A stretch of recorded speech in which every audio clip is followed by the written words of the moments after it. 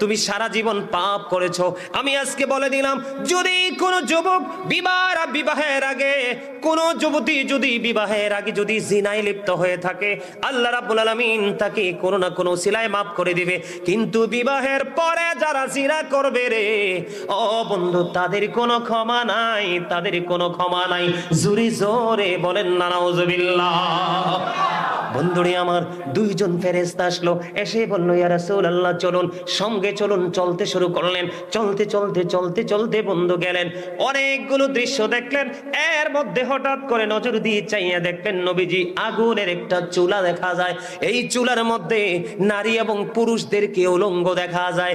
উলঙ্গ অবস্থায় বন্ধু তাদেরকে কি করলো, ওই উলঙ্গ অবস্থায় তাদেরকে শুধু পড়াচ্ছে, পড়তেছে। নবীজি প্রশ্ন করলেন, এরা কারারে?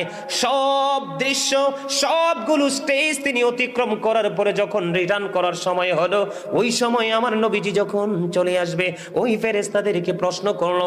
সব প্রশ্নের উত্তর নবীজি নিয়ে নিলেন। এর মধ্যে বন্ধু আগুনের চুলার মধ্যে নারী এবং পুরুষকে উলঙ্গ দেখতে পেলেন। পড়ে ছাই হয়ে যাচ্ছে রে, চিৎকার